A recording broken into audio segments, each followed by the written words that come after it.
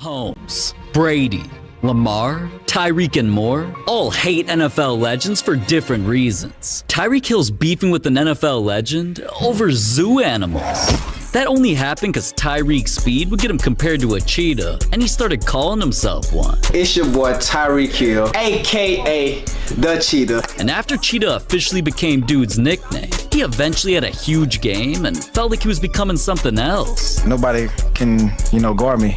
Maybe I'm not a cheetah, I'm a lion, baby. But saying he was a lion, that wasn't okay with another NFL legend, Micah Parsons. This is a dude who takes lions very seriously. Not only does he rock lion diamond chains, during games, he crawls like a lion during celebrations, he wears lion costumes, and even calls himself the lion. The lion was hungry. So things got personal with Tyreek trying to steal his name. Just stick to the cheetah, brother. You don't want nothing to do with this lion work. The lion versus the cheetah matchup is going to be very, very, very, very soon, and I can't wait for it. Please stay away from the lion. To me, you'll be a cub, brother. Micah Parsons, you said that I am a baby lion. Let me tell you something real quick. When we play you, you better watch your back. I'm gonna show you that game who the real lion is. But beefing over animals is the least controversial beef in this video. Like who? You woke up the wrong motherfucker? Disrespectful. I was the one in that locker room. You're going to jail. Ice up, son. Ice up. I know what that means. I know what that feels like. And I'm gonna f your wife. But before we get to those, Lamar Jackson's hate towards a legend got so out of control, it turned into a multi-million-dollar lawsuit.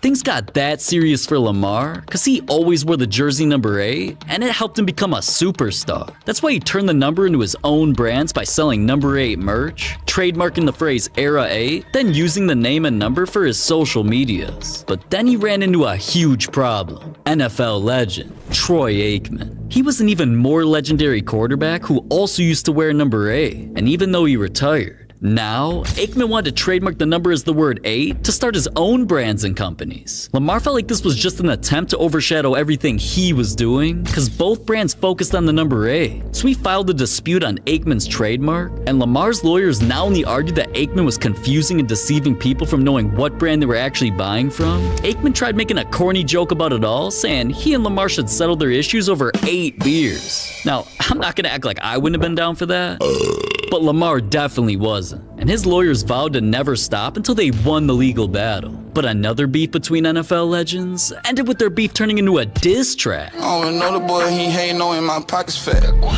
Of course, a legendary troll like Antonio Brown was the one who instigated that. He started one of the most random beefs I've ever seen with CJ Gardner-Johnson. When this man was on the come up and becoming legendary, CJ was out here making things happen, from intercepting passes to rapping. That's why he dropped a song called Motion that went viral. You're the bad bitch, I put it in a motion like a tight end. Now, even though I thought the song was hard and was even bumping it myself, Antonio Brown said, trash, and all hell broke loose. CJ instantly responded like, bruh, don't play with me, straight up. Don't let them people boost your head, my boy. And cuz news had just broken around that time that Antonio filed for bankruptcy, CJ threw more shade saying, dude better go pay them banks, stop talking to me. But the craziest of the situation came after, cause CJ not only promoted a new diss track by using part of Antonio's jersey for the cover art that said clown, he dropped a snippet. Oh, another boy, he hating on in my pockets fat.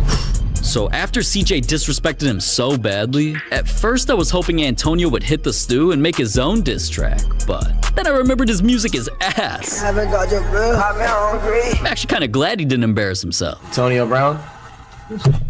But at least that beef only turned into a song. Another NFL legend hated a player so much, he tried murdering him. And I actually grabbed a pair of scissors and he moved and came up and the scissors cut him. And looked down, I saw that blood. I said, oh my God, you're going to jail. Like the legend who nearly committed a murder. A situation that scary only happened because of NFL legend Michael Irvin. This man was already known to have crazy anger issues, like the time he beat a teammate's ass over some food. And then he turned around and told her, give me that steak. The same damn steak I asked for. Oh, it was over. It's over. It was over. I took that tray, cracked him across his head, bam, caught him in his jaw, and went to stomping him. So you'd think after witnessing that, people wouldn't want to mess with him. But when another teammate, Everett McIver, started beefing with Irvin, things turned deadly. You know, we got into it. He just came at me. And I'm talking about this big guy had me down, punching me and punching me out. Whoa, kind of caught me off guard. But then we got into it. And I actually grabbed a pair of scissors. Hey, big fella, stop.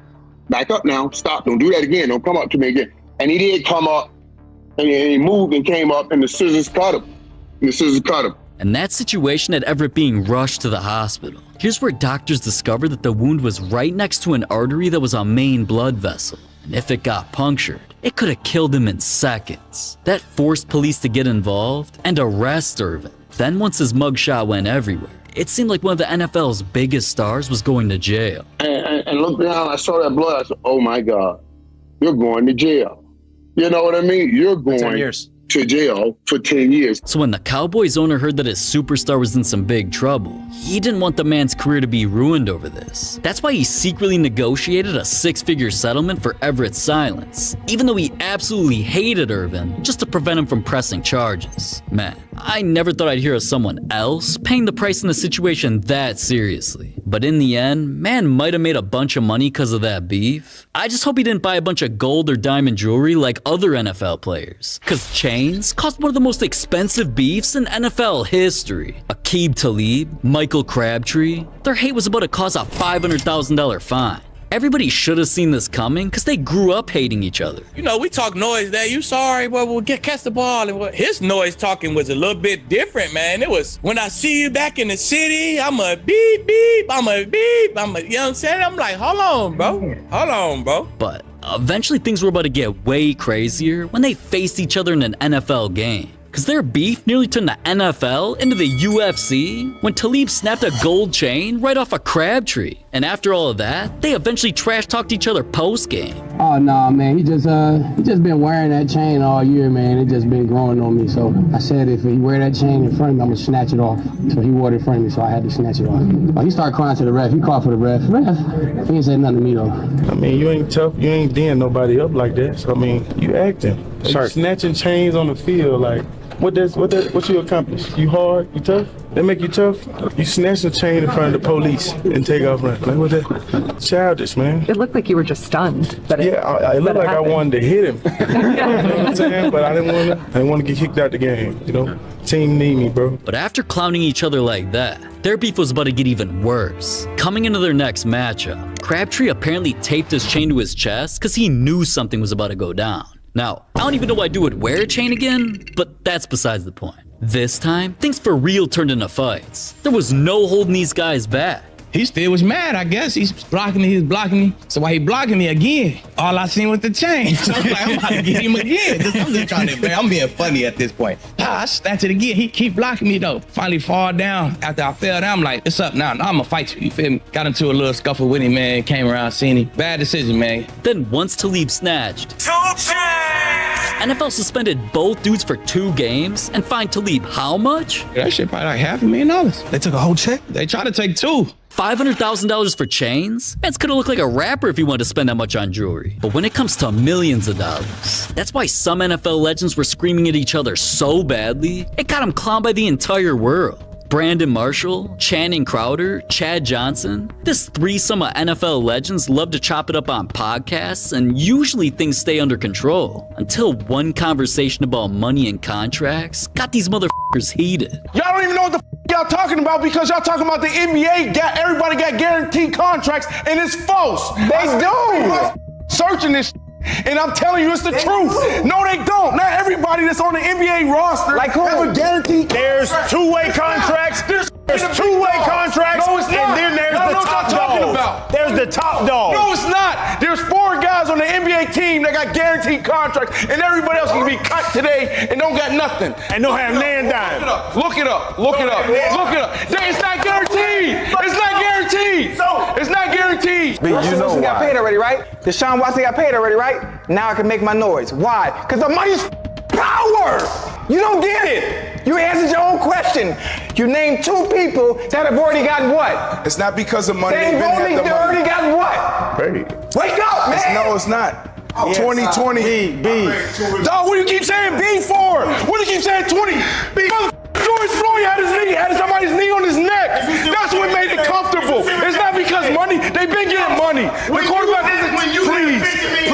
Please. When you had $50 million, that's when you speak up. You got $50 million. Nobody said nothing. A dude that ain't got no bread, you speak up because he's trying to get his Dog, he's trying to get that sack, B. God damn. This debate got so ridiculous that it not only racked up millions of views, the craziest part is that Brandon wasn't even right. A simple search about their beef shows that NBA contracts are guaranteed, so nobody knew what the hell dude was yapping about. People everywhere clowned Brandon for being a dumbass. Even NBA players said things like, "Big wrong, my brother," and "This man can't be serious." I never thought I'd see an NFL legend being so stupid, but I also never thought I'd see Patrick Mahomes, Travis Kelce, and Justin Tucker's beef turning into one of the biggest controversies of the 2023 playoffs. It was Chiefs-Ravens, the AFC Championship game, and a chance to play in the Super Bowl on the line. Players were warming up when suddenly, cameras caught Mahomes and Kelce annihilating Tucker's pregame equipment completely out of their way. Everybody felt the disrespect, and Tucker acted like he was the innocent one. They seem to be taken a little bit more seriously. I'm totally willing to let it all go, but yeah, I just wanted to explain that that's just what I've done for 12 years, and it's not like I'm out there trying to be problematic. I'm just trying to get ready for the football game just like they are. And that's all I really got to say about it. But after he said all of that, Mahomes exposed a different story. I've had like 7 years of kind of doing that same warm-up routine, and there's only been, I think, like 3 occasions where there's been a kicker that wasn't, because you usually talk to guys, there have been a kicker that wasn't necessarily moving out the way, or you weren't kind of sharing the field in the right way, and I mean, it was in Baltimore all 3 times, so he does that little stuff, I think, to try to get under our skin, and I asked him to move his stuff, and he got up and moved it, I think, 2 inches. But didn't move it out of the way, and I was going to kind of let it slide, but Travis kind of got it and moved it for me, and then after that, I wasn't going to let him put it back down. Now, things weren't finished there, though. Once the actual game started, both teams were fired up from that. They were throwing hands, the Ravens scored a touchdown and mocked the celebration the Chiefs would always do, penalties, dirty hits, and more taunting kept happening until eventually, the Chiefs still pulled away and won the game. All that beefing for no reason. But regardless of the huge win, the biggest story around the world was still about the pregame scandal. Fans claim that Mahomes and Kelce got away with bullying Tucker. You're a pussy. People are soft. So not only did other NFL legends defend Kelce and Mahomes, you know how this go. You can kick anywhere you want to, but when the opposing team takes the field in that end zone, you got to move it along, bro. You got to move it along. Yeah. Hey, he was on the wrong end of the field anyway. It ain't no game. It ain't no more gamesmanship. This guy get out of the way. Kelce couldn't wait to tell his side of the story. So we're warming up, and we do our same warm up every single time on our side of the field. For those of you that don't know what happens in pre-games, the Ravens have their side of the field and the Chiefs have our side of the field. Now, specialists, because of like the win factor and they go to where both you are, sides they get a chance to kick at both field goals. And if you're trying to go onto the other team's designated area, you kind of stay out of their way. That is the unwritten rule. That's the unwritten rule. If you want to be a fucking dick about it, you keep your helmet and your football and your kicking tee right where the quarterbacks are warming up. Like, if you're not going to pick that up, I'll happily move that for you. Justin came out and he said it was more of a joking gesture and kind of a fun competitive. And I get it. I mean, he was kind of winking at me, like being a dick about it, like trying to get under the skin. I get it. But me and Pat have the right mindset, and we just weren't in a joking mood. So, Justin, sorry if we took it to a level that you didn't think it'd get to that way, but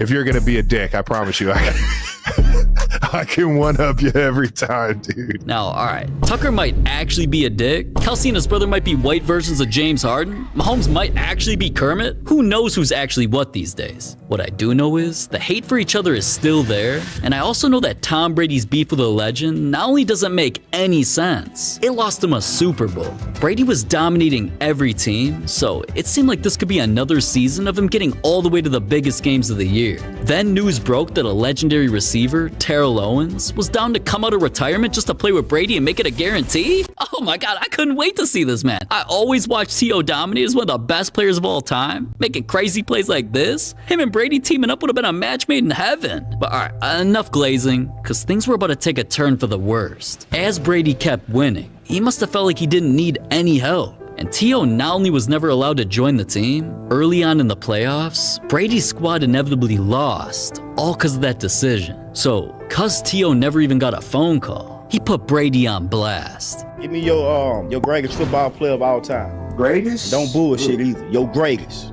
And that's between Deion Sanders and Bo Jackson. For you not to say Tom Brady, I they ain't gonna gonna kick study your Tom ass. Brady, to be honest. Tom Brady ignored me, bro. At that point in time, it was at the end of the season. I didn't need to play a full season. They just needed somebody to at least fulfill some holes with AB leaving at the receiver position. I reached out to him through Randy and a couple other people just to come in and just play third down and red zone situations. You know, this dude really ignored me, bro. Understand that I'm a Hall of Famer now. You've seen what I've done on the football field. You missing AB, me understanding the game and trying to add to what they already had, bro. They had just won the Super Bowl. He could have had his 8th Super Bowl. There's a lot of arrogance. That's where I'm telling you, that's where I would have added value to at least help probably win that game, and then he's on a path to win his 8th Super Bowl. But hey, bro, it is what it is. Trust me, I know I reached out. I had people to reach out. He knew that I could have possibly helped him. But again, it is what it is, bro. He's just like POP, a player in a position of power. If he really wanted me, bro, like, he could have made that happen. Damn. And neither of them were ever the same after that, so we can only wonder what could have been.